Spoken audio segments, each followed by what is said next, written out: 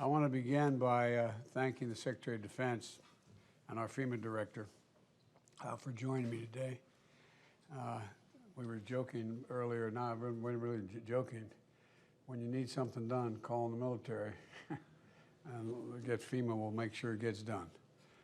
Look, we're about to get a COVID-19 briefing from the military and medical teams on the ground in Arizona, Michigan, and New York.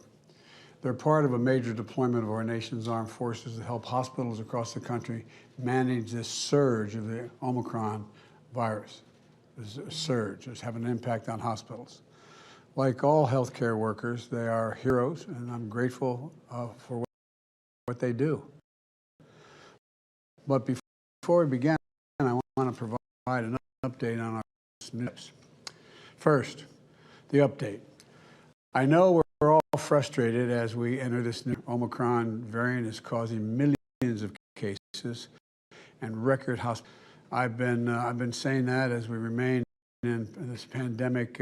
This is a pandemic of the unvaccinated, and I mean by this right now, both vaccinated and unvaccinated people are testing positive. But what happens after that could not be more different. If vaccinated people test positive, they overwhelmingly have either no symptoms at all, or they have mild symptoms. And if you're unvaccinated, if it's positive, you are 17 times more likely to get hospitalized. As a result, hospitals leaving little room for anyone else to have a heart attack or an injury in an automobile accident or any injury at all. And yes, the unvaccinated are dying from COVID-19. But here's the deal. Because we fully vaccinated nearly 210 million Americans, the majority of the country is safe from severe COVID-19 consequences. That's why even as the number of cases among the vaccinated Americans go up, deaths are down dramatically from last winter. For example, before the vaccination requirements, the United Airlines was averaging one employee dying in a week from COVID-19. After implementing it's led to 99% of its employees vaccinated. United had 3,600 employees test positive, but 0 hospitalizations, 0 deaths in over 8 weeks. But as long as we have tens of millions of people who will not be vaccinated, we're going to have full hospitals and needless deaths. So the single most important thing to determine your outcome in this pandemic is getting vaccinated. If you're not vaccinated, join the nearly 210 million American people who are vaccinated. If you are vaccinated, join the nearly 80 million Americans who have gotten the booster shot with the strongest protection possible. Vaccines are safe, they're free, and they're widely available. So do it today, please, for your sake, the sake of your, outline the next steps we're taking against, I'd like to outline the next steps we're taking against the Omicron variant. Vaccinations are obviously the most important thing we're doing, but they're not the only important thing. First, masking. Masking is an important tool to control the spread of COVID-19. And when you're indoors in public places, you should wear the mask. And there are a lot, lots of different kinds of masks out there. And the Center for Disease Control and Prevention, the CDC, says that wearing a well-fitting mask of any of them is certainly better than not wearing a mask if it's well-fitting, over your nose. But it's about one third of Americans report they don't wear a mask at all. As I've said in the last 2 years, please wear a mask. If you're in I think it's part of your patriotic duty. It's not that comfortable. It's a pain in the neck. But I've taken every action I can as president to require federal buildings, airplanes, and trains because they cross state lines. Sure, doctors and nurses and first responders have the masks they need. Never again we're going to have our nurses using homemade masks, garbage bags over their the gowns. We've more than tripled our stockpile.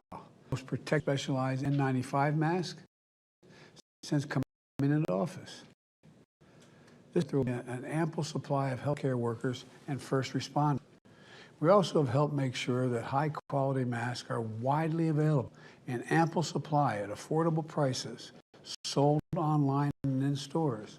But I know that for some Americans, the mask is not always affordable or convenient to get. So, next week we'll announce how we are making high-quality masks available to the American people for free. I know we all wish that we could finally be done with masks. I get it.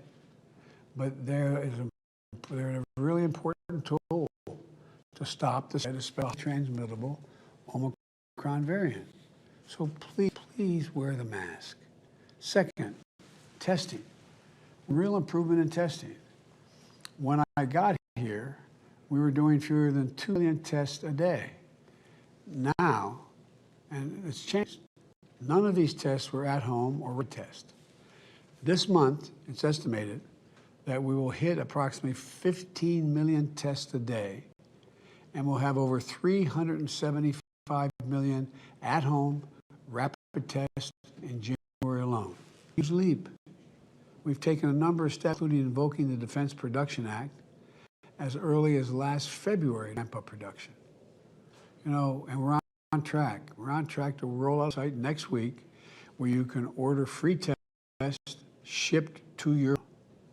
And in addition to the 500 million, 500 million tests that are in the process required shipped to you homes for free, today I'm directing my team to procure an additional 500 million, additional 5 more tests, billion tests in total to meet future demand.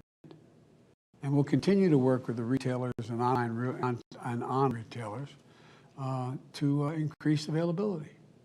And for those who want an immediate test, we continue to add FEMA testing sites so that there are more free in-person testing sites. For those of you with insurance, you can get reimbursed for 8 tests a month. For those without insurance, we have over 20,000 free testing sites all around the country. You can find the nearest testing sites for you by Googling COVID test near me. Google COVID test near me. And to help lead our federal testing program, I've tapped Dr. Tom, I hope I pronounced it, Inglesby, correct? Is that right, Jeff? He's one of the leading infectious disease experts, and I'm grateful for his willingness to help tackle this challenge. Third thing, today we'll discuss our hospital response efforts.